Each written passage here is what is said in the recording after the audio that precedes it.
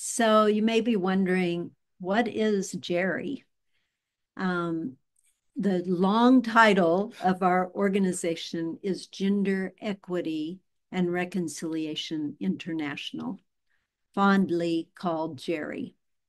And the Reverend Dr. Martin Luther King Jr. said it very well. He said, injustice and corruption will never be transformed by keeping them hidden, but only by bringing them out into the light and confronting them with the power of love. And that pretty much says the methodology and the practice of our work called GERI.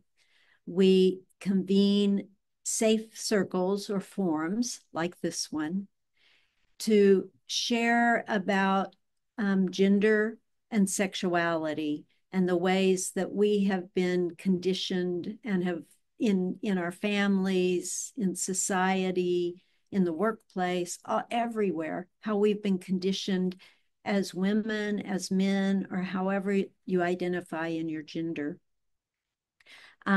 We are an organization that has been going 33 years now. And we'll share in a moment a little bit of the history, but it has been an organic process starting 33 years ago and really growing into a whole training organization around the world. So just by way of background, where did GERI come from? I am a climate scientist by training.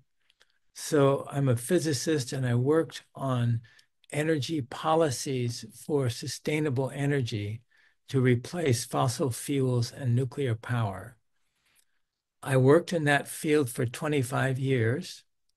And in the course of that work, there were violations and hidden exploitations taking place in the workplace.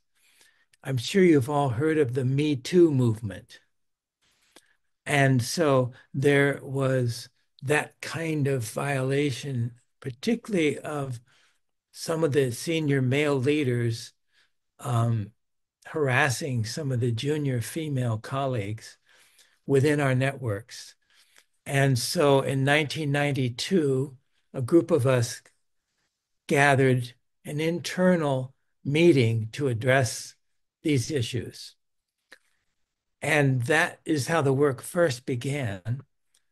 Once we created a forum for that, it kind of blew the lid off. There was an explosive intensity of this truth-telling that happened.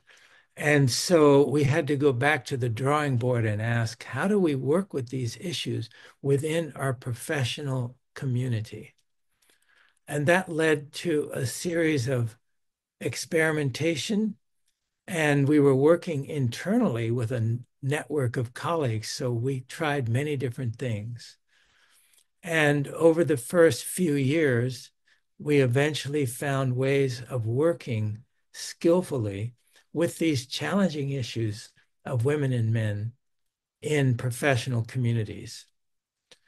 And then in the mid 1990s, we got very inspired by the work that Desmond Tutu was doing in South Africa with the process of truth and reconciliation. And we felt like that's what we need for gender, not only for racial integration, but for gender healing and integration. So originally we called these programs Gender and Ecology with the byline, are there parallels between exploitation of the earth and exploitation of the feminine? And of course, there are many parallels there. And then later we changed the name to Gender Reconciliation, inspired by Desmond Tutu, and then eventually Gender Equity and Reconciliation. So that's how the name emerged. And after a few years of doing this work, we started getting invitations from other organizations. We never intended for this to grow beyond this immediate need within our professional networks. But we started getting invitations from outside our professional networks for the work that we were doing.